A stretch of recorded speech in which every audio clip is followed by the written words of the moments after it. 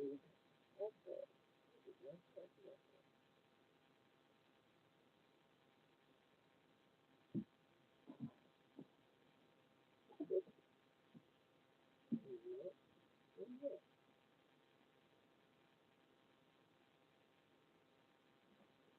Hello, hello, YouTube. Hello, everybody. I want to. My name is Tijaya Mato, and today I want to talk about the effects of perfectionism and how to improve your self-esteem, how to improve your self-esteem on a daily basis, how to improve your self-esteem as a person. And I do want to talk about where the need for perfectionism comes from and how it really lowers your self-esteem. So perfectionism will always kill your self-esteem because first of all, when you aim for perfectionism, you are you want to be perfect, and there's no such thing as perfect. Nobody is perfect. So when you aim to be perfect, given the fact that no one can be perfect, every time you fail to be perfect, you beat yourself up. So if you find yourself always comparing yourself to other people, um, so the way we were raised, sometimes unknowingly, our environment just has to have low self-esteem. Give an example of you do something that's considered wrong in the eyes of your parents, and they end up comparing it to somebody else's child. Why can't you be like them? Why can't you be like so and so? Why can't you be like so and so? So growing up, you feel like you are never enough. You feel like everything you do is wrong. You feel like you fail to acknowledge your achievements because nothing you ever did right in the growing up was ever considered right by your parents. So if you find yourself so critical of others, you criticize others because you expect them to be perfect. You like expect perfectionism from everybody else, so you end up criticizing them more than you need to. So you find yourself in a relationship where you're always criticizing your partner because in your eyes you're not perfect.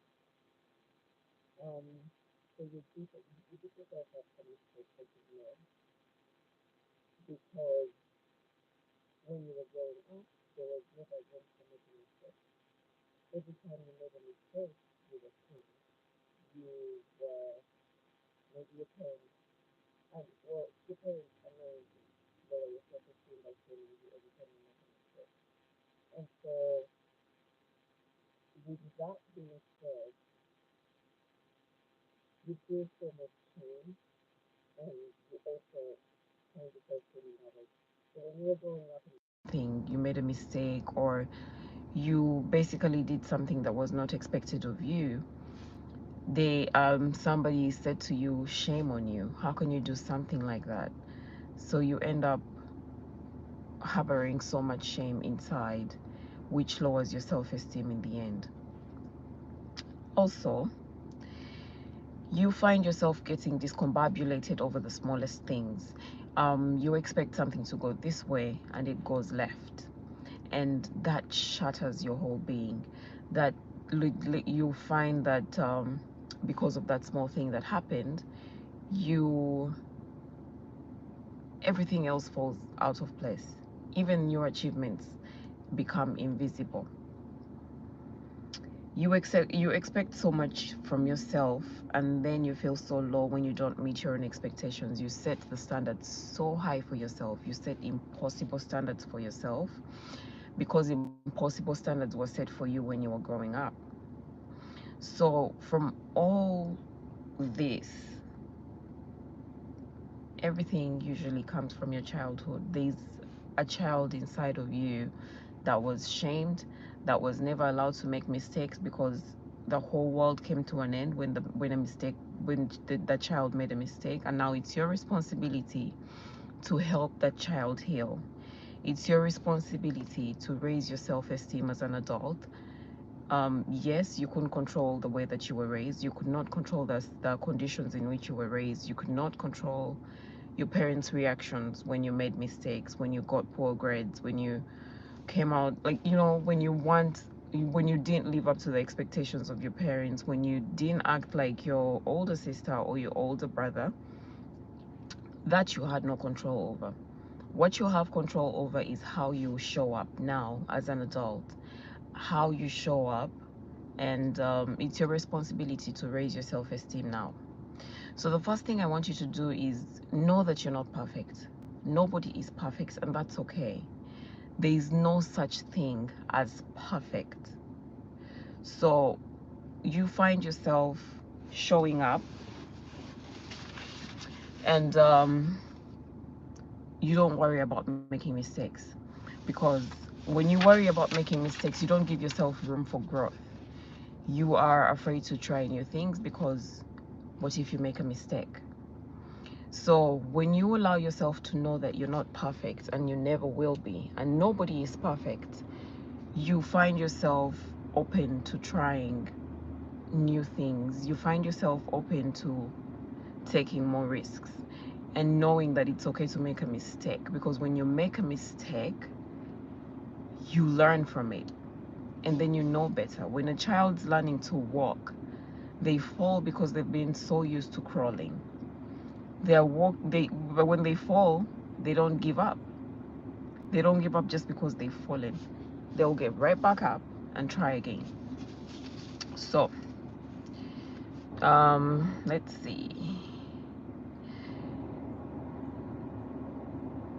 So, if you grew up in an environment where correcting your mistakes came in the form of shaming and comparing to other people, it led to who you are today.